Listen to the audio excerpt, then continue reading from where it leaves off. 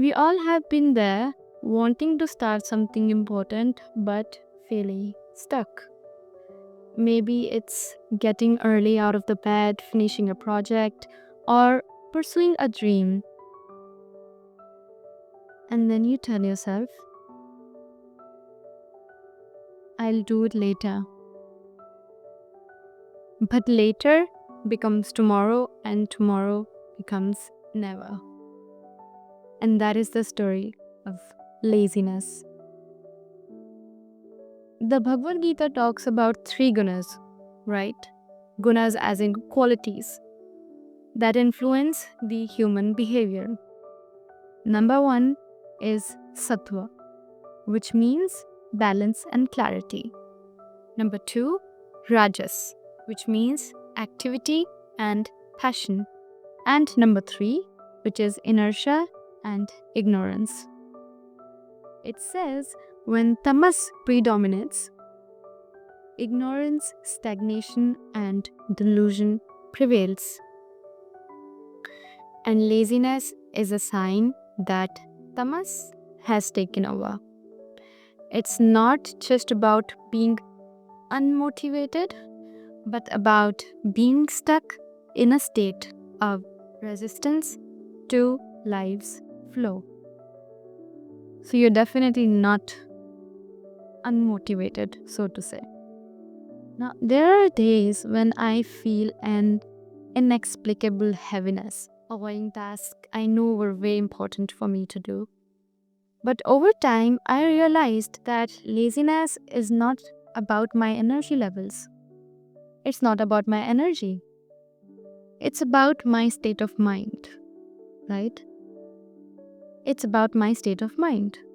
Laziness often arises when we lose connection to a deeper sense of purpose.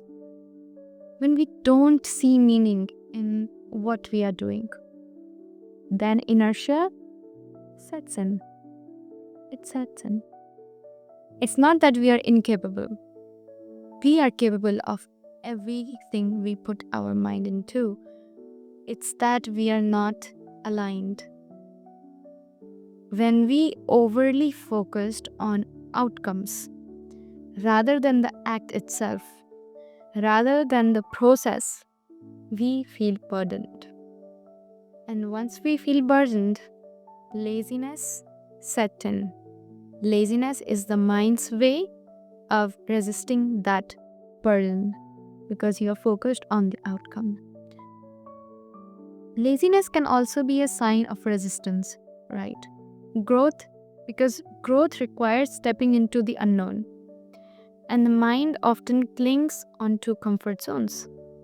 And this resistance manifests itself as procrastination, avoiding the very actions that could lead to expansion. So, procrastination is not a cause, alright? Mind that. And keep in mind that laziness is not always about lying in the bed all day. It could be very subtle, like endlessly scrolling through the social media or busying yourself with distractions to avoid what truly matters. Even overthinking can be a form of laziness because it keeps you in your head. You are in your head replaying a loop, a never-ending loop, and avoiding actions, avoiding clarity. And now the real question is, how do you overcome laziness, which is the tamas state? Number one, which is very important, shift your frequency. Laziness is often a reflection of a lower frequency, a state where inertia dominates. In order to move out of it, you need to raise your frequency by reconnecting with purpose and clarity. And instead of forcing yourself into action, like, okay, I'm going to do this and I'm going to do this. No, don't do that. Don't do that. Ask yourself first, Why am I resisting? What am I avoiding? Often the answers lie in fear or doubt, not the task itself. And you'll be surprised to get your answers. Why are you avoiding the task? In my experience with my brand Grace, my clothing brand, I noticed that when I focused on why I started the brand, its deeper purpose set in. I could see, okay, why I started on this journey. And with that deeper purpose clarity, the tasks that once felt very heavy became lighter. Number 2, detach from outcomes. Again, detachment. So, when you are too attached to outcomes, you burden yourself with expectation. You burden the whole process with expectations, and expectations lead to avoidance. By shifting your focus to the present moment and the joy of simply doing the act, you dissolve that resistance. So anchor yourself in the present moment. And number 3, bring in sattva, which is clarity. In order to counterattack tamas, you need sattva, which is clarity, balance, and lightness of your heart. And this could mean starting a day with intentional practices like journaling, meditation, or even spending time in nature. Whatever helps you feel light, because for each of us, we have different ways of feeling light, feeling clear, feeling whatever works for you, do that. And clarity naturally dissolves laziness because it removes the mental fog that is keeping you stuck at a place, which is your mind, right? And number 4, take small steps.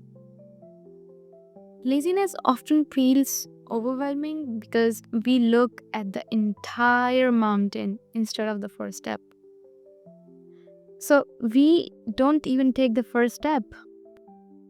Therefore, it is very important that you break tasks into smaller, doable actions. And number 5, let go of self-judgment.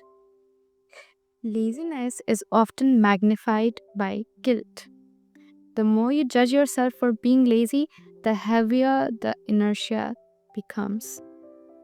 So instead of labeling yourself as lazy, why am I not doing this? What is wrong with me? Recognize that it's just a state. It's not who you are, it does not define you. And laziness is not a flaw or lack of discipline. It's rather a sign. It's the mind's way of resisting growth, of clinging onto comfort zone, or losing sight of purpose. And life has only one purpose, the one that you give it.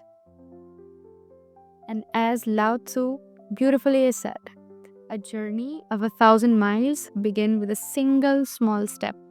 So it is very important that you take that small single step. And overcoming laziness is not about forcing yourself into action. Don't do that.